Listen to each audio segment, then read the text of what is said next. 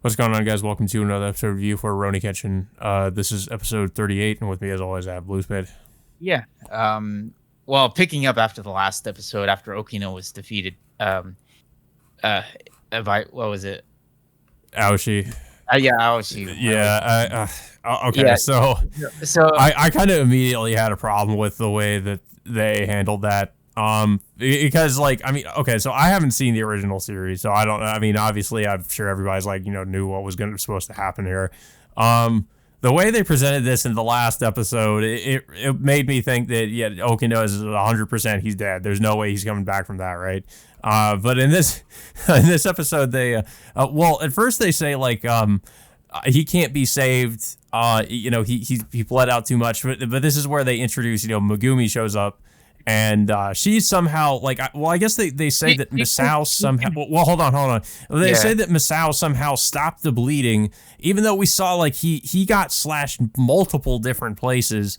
I mean, I guess, obviously it's not really the most realistic series, of course, but he should have bled out. There's no way he wouldn't have bled out, but somehow Misao, they just say that she was able to stop the bleeding, and then I guess he's pretty much supposedly just saved by Megumi after she shows up.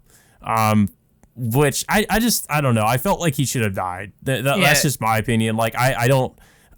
To me, it's just ridiculous that he survived all that. He definitely should have died there.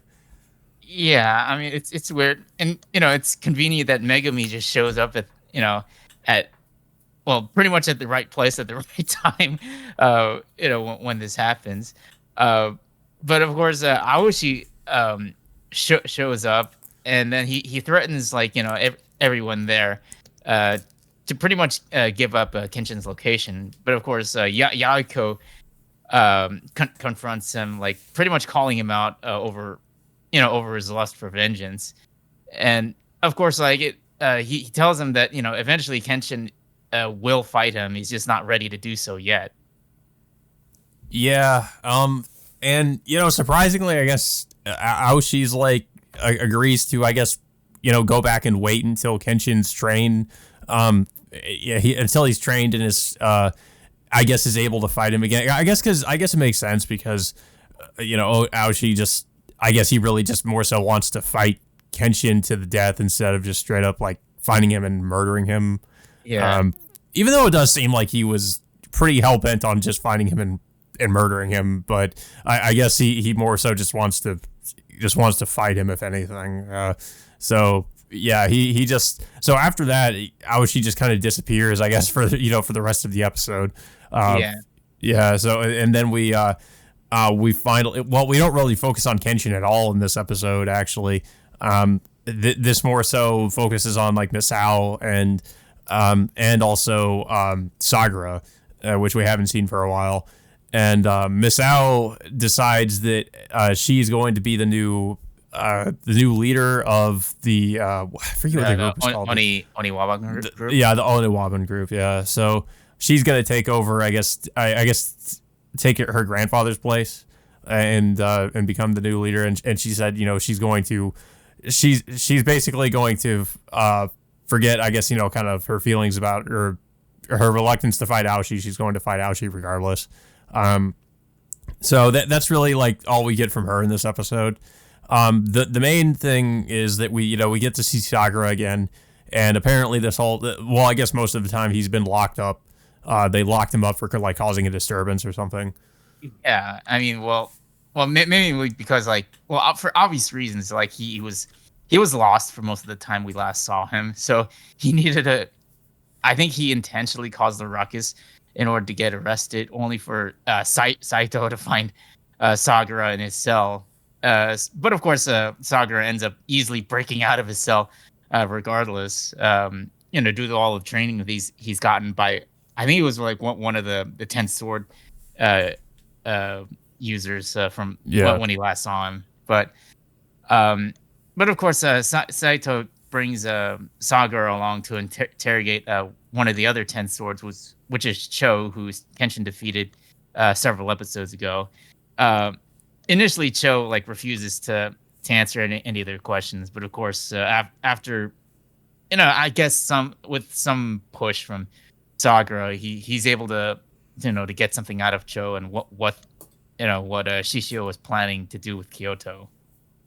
Yeah, apparently essentially his plan is something that was based on something that happened years ago, like something similar, where he's basically planning to burn down all of Kyoto as pretty much as revenge for what they did to him, I guess.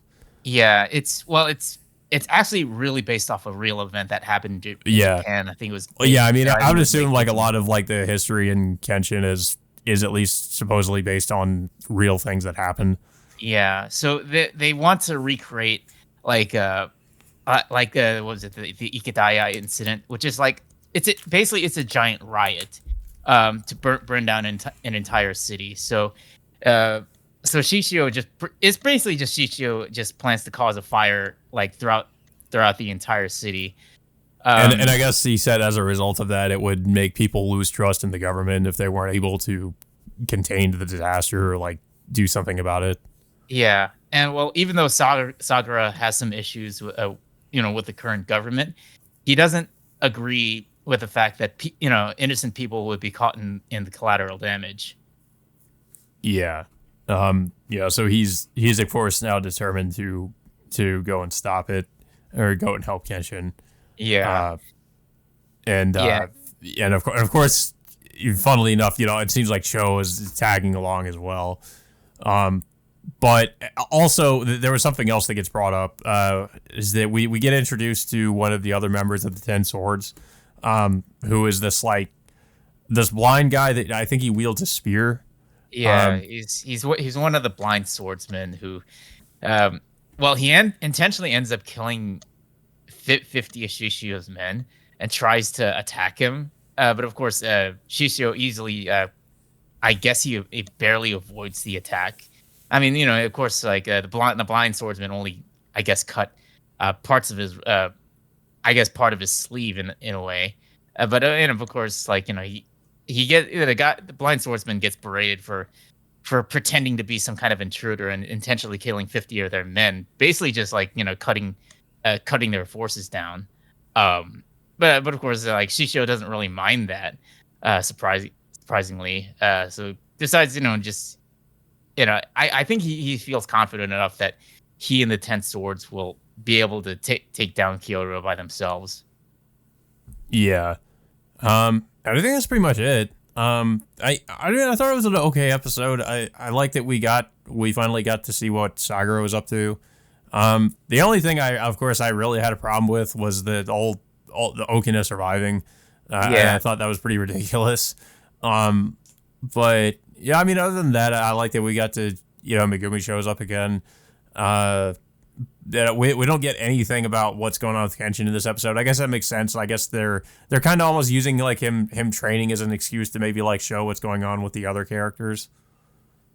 Yeah, it puts more focus on like a lot of the side characters. I mean, Kenshin, we don't know, like, I don't know if like we would have gotten anything else from Kenshin training under his master. I mean, we barely got that in the last episode, and I don't know. I think like his master wants Kenshin to try to strike him at least once, but it doesn't look like he's able to do so until maybe he might be able to succeed in the later episodes. But yeah, it's hard to tell when we'll ever get Kenshin back on screen.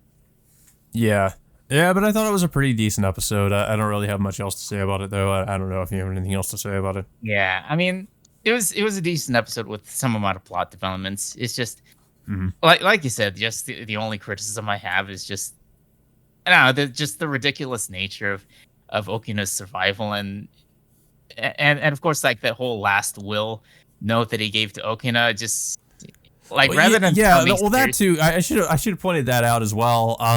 Because that seemed like it was supposed to be like almost like a death flag, like he's definitely going to die because he's leaving that behind.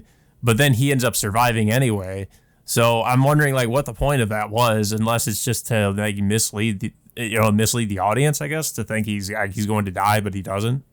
Yeah, it's just. I mean, well, I don't know why they have Misao read that, any that that last will anyway, considering the fact that Okina is already alive, and it's just Yeah. like, and also not to mention the goofy nature of like what's written in that note, just saying like how how cute Misao is, or whatever it is it mentions. It's just Mhm. like that also catches Misao off guard. But yeah, it's just it's just the whole Okina stuff that kind of, I don't know, it kind of threw me for a loop for a bit. Yeah. But yeah, guys, so that all being said, until next time, we will see you all later.